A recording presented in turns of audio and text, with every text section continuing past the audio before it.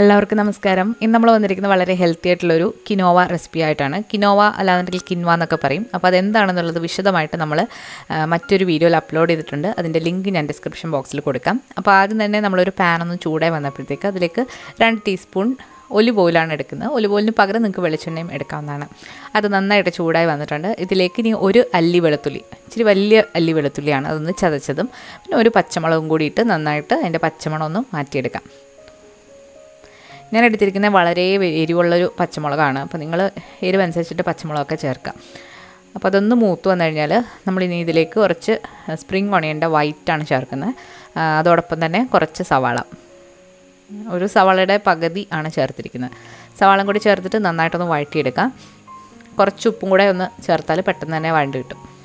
ഇനി ഇതിലേക്ക് നിങ്ങൾക്ക് ഇഷ്ടമുള്ള പച്ചക്കറികളൊക്കെ ചേർത്ത് കൊടുക്കാം. നമ്മളിവിടെ ചേർക്കുന്നത് ഒരു ചെറിയൊരു ക്യാരറ്റ് നീളത്തിലരിഞ്ഞത്, കുറച്ച് ക്യാപ്സിക്കം ഒക്കെയാണ്. നന്നായിട്ടൊന്ന് വഴറ്റിയെടുക്കാം. അപ്പം ക്യാരറ്റും ക്യാപ്സിക്കവും ഒന്ന് വാടി വരുമ്പോഴത്തേക്ക് കുറച്ച് ഉപ്പും കൂടി ഇട്ട് കൊടുക്കാം. ഉപ്പ് ഞാൻ ആദ്യം ഇട്ട് കൊടുത്തിട്ടില്ലായിരുന്നു, അതാണ് ഇപ്പോൾ ഇട്ട് കൊടുത്തത്. ഇനി ഇതിലേക്ക് ഒരു 1/4 ടീസ്പൂൺ മഞ്ഞൾപ്പൊടി ചേർക്കുന്നുണ്ട്, കുറച്ച് കുരുമുളക് പൊടി. ഇനി എരിവിന് വേണമെന്നുണ്ടെങ്കിൽ നിങ്ങൾക്ക് മുളക് പൊടിയൊക്കെ ചേർക്കാം. നമ്മളിവിടെ എരിവില്ലാത്ത പാപ്രിക്കയാണ് ചേർക്കുന്നത്, വളരെ കുറച്ച് മാത്രം ചേർക്കാം. നന്നായിട്ട് അതിൻ്റെ പച്ചമണം ഒന്ന് മാറ്റിയെടുക്കാം മഞ്ഞൾപ്പൊടിയുടെ.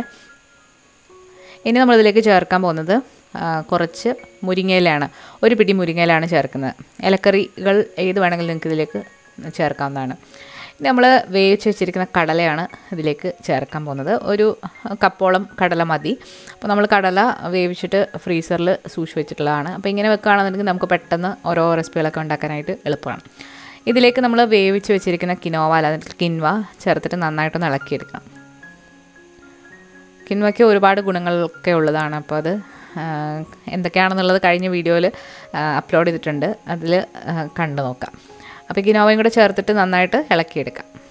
അപ്പോൾ നിങ്ങൾക്ക് ഈ കടലയ്ക്ക് പകരം നിങ്ങൾക്ക് ചിക്കനോ ഒക്കെ വെച്ചിട്ട് റീപ്ലേസ് ചെയ്യാവുന്നതാണ്. വളരെ ഹെൽത്തി ആയിട്ടുള്ളൊരു മീലാണ്. അതിൽ പച്ചക്കറിയും ഇലക്കറിയും പ്രോട്ടീനും ഫാറ്റും എല്ലാം അടങ്ങിയിട്ടുള്ള ഒന്നാണ്. അപ്പോൾ വളരെ ടേസ്റ്റായിട്ട് ഉള്ളതാണ്. അപ്പോൾ ഇതിൻ്റെ സൈഡായിട്ട് നിങ്ങൾക്ക് തൈര് അച്ചാറോ ഒക്കെ കൂട്ടിയിട്ട് കഴിക്കാവുന്നതാണ്. അപ്പോൾ ഒരു ലഞ്ച് ബോക്സ് റെസിപ്പി ആയിട്ടോ ഒക്കെ നിങ്ങൾക്ക് കൊണ്ടുപോകാൻ പറ്റുന്ന സിമ്പിളായിട്ടുള്ളൊരു ഹെൽത്തി റെസിപ്പിയാണ് ഇന്ന് കണ്ടത്. അപ്പോൾ ഈ വീഡിയോ നിങ്ങൾക്ക് ഇഷ്ടമായാൽ ലൈക്ക് ചെയ്യാനും ഷെയർ ചെയ്യാനും മറക്കരുത്. അതുപോലെ നിങ്ങളുടെ അഭിപ്രായങ്ങളൊക്കെ കമൻസിലൂടെ അറിയിക്കാനും മറക്കരുത്. പുതിയ റെസിപ്പി വീഡിയോ ആയിട്ട് നമുക്ക് വീണ്ടും കാണാം. താങ്ക്